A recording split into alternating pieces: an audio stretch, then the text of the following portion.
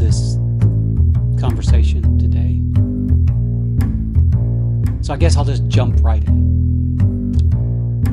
I have a bit of sad news in that my editor, the person that I've been working with for quite some time, who was absolutely fantastic, not only is she a great editor, she's also a wonderful teacher who has helped me understand a number of things about the very challenging English language. Well, she's retiring. Now, she said that once before. She retired a while ago, but she secretly said, I'll keep doing your work for a while because I really enjoy doing it. But this time it's for real. And it's because of her health reasons, and I have to respect that. And I do. I respect her, and I respect her decisions. As much as I hate the decision, I respect it. And so after that decision, all of a sudden, I was in a panic, I guess you could say, because any writer that has ever done this knows how hard it is to find a good editor, because there are thousands upon thousands upon thousands upon maybe tens of thousands, maybe hundreds of thousands of people out there who claim to be editors.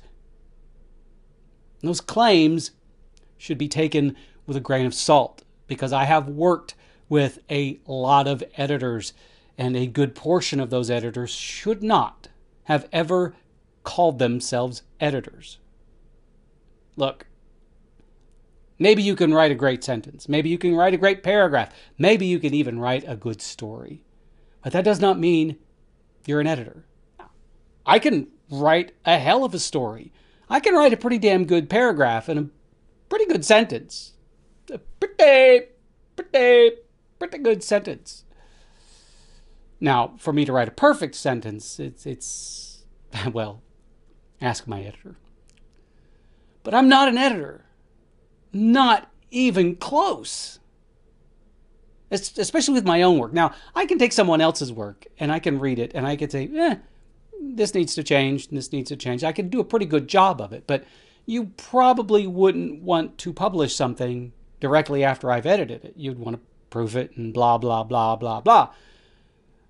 And so now I'm faced with finding a good editor. But you see, here's the deal with editors. It's not just a matter of finding someone who knows how to write a perfect sentence, or even better, knows how to help you to write a perfect sentence. Because there are a lot of people out there that can do that. There's another issue that must be considered when you are looking for a new editor. And that is, do you work well together? You could find the absolute best editor on the planet. This editor could become incredibly highly regarded and have edited all sorts of award-winning books. Might even have award-winning books of their own. But if the two of you cannot work together, if your personalities clash, that is not a good fit. You have to remember that your editor and you have a very personal relationship. You have to get to know one another, especially your editor has to get to know you. Because at some point in time, your editor is going to have to be able to mimic your voice. Otherwise, your editor is going to start making rewrites in your book and they're not going to sound like you. And in order for your editor to understand and to be able to recreate your voice, they have to know you. That doesn't mean they have to know you on an incredibly personal level. You don't have to share your deepest, darkest secrets with them, but you do have to let them in. And you don't want to just let anyone in. I mean, especially most writers are very personal people. We also tend to be fairly introverted. There are exceptions. I'm probably one of them. I'm probably an extrovert introvert. I tend to be on my own much more than I'm not. However, I do function fairly well out in public. In fact, some people would say that I blossom in a crowd. But that's because I've been an actor for over 30 years of my life. But I have found that over the years, the editors that seem to work best with me are those editors that work best with me.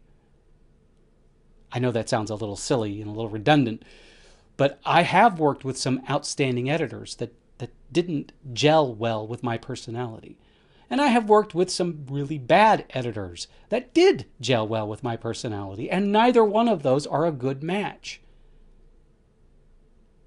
This is not as easy as it sounds, and that is why when my editor decided to retire, my heart did beat at an exponentially faster rate, because I knew how hard it was going to be for me to find another editor that I could work well with. Now, I think I found someone. It's someone that I've worked with before, so I know her work, and she knows my work. And she's also followed me on Facebook for years, so she knows my quirks and how loud my voice can get. So I'll probably try her out for the next book. Now, understand, the last book she edited for me, she's only edited one book for me, and that was, it may have been either My Zombie My or Die Zombie Die. That is a vastly different story than what I'm writing now, which I'm going to tell you about. What I'm writing now, I've mentioned it before, it's called Defying Gravity. It was born of a dream, just like Hopetown was. Fancy that. Now, I started writing Defying Gravity, then of course I had to take a break because I had to go through the edits of Hopetown. And now I'm proofreading Hopetown, so it's going to take me a while to get back to Defying Gravity. However, I don't want to give too much away about this book because I think this is going to, I've said it so many times, but this is going to be a really special book, and I'll try to explain why without giving away too much. Defying Gravity is a metaphor for, again, I'm not going to get specific, but for the joy and the life fulfillment that comes about by being a part of the arts.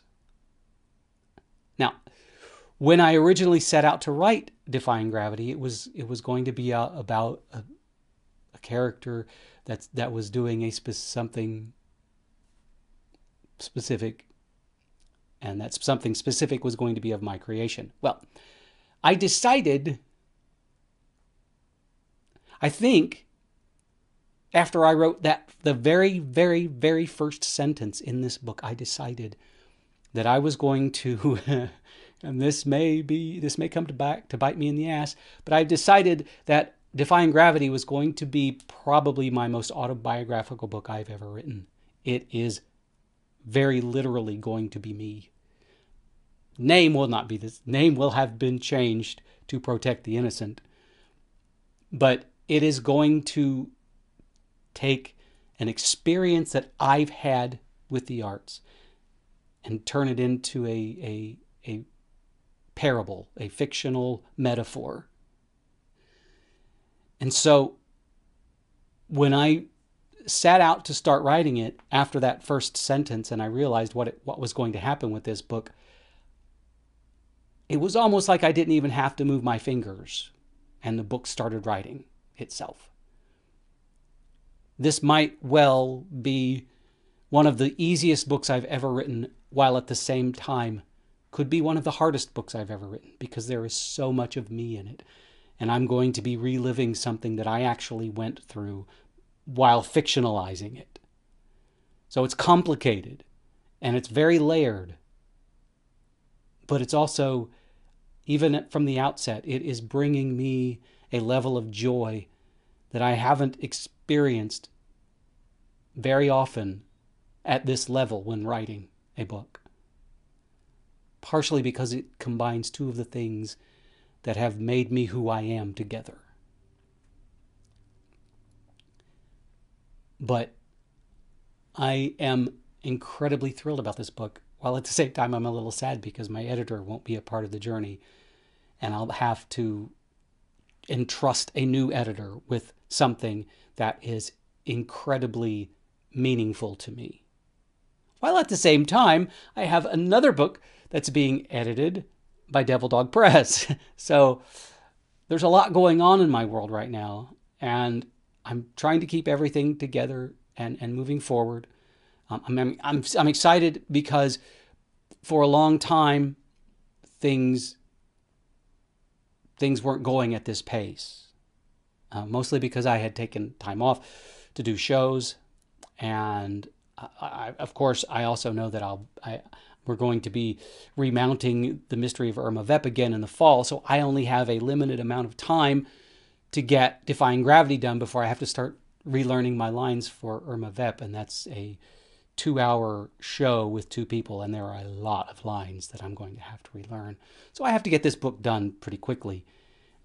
So it's all kind of fortunate that everything fell into place the way it did. But the lesson to be learned today is that when you find a good editor, one that you work well with, one that gets you, and one that you get them, you stick with them. You do everything in your power to keep them in your life. And you don't mess that relationship up. You don't monkey with things that work. And when you do lose that editor, hopefully for positive reasons, or not positive reasons, but for reasons that are beyond your control, you take the time and put in the effort to find an editor that works with you. And part of the way you do that is you send them samples of your writing and have them give you a sample edit. And then you go back and forth with them, talk about that sample edit, and see how well you work together. Because you might wind up with someone who absolutely cannot understand your voice, does not understand what you're trying to get across, and you don't seem to understand what they're trying to do. Or you might wind up in an editorial relationship wherein you are unwilling to accept their changes and they are unwilling to accept your voice. It's magic. Anyway, it'll all work out. So that's all I've got today, Muse. And I hope that you don't have to go through what I have to go through right now. So anyway, Muse, you, my friend, are awesome.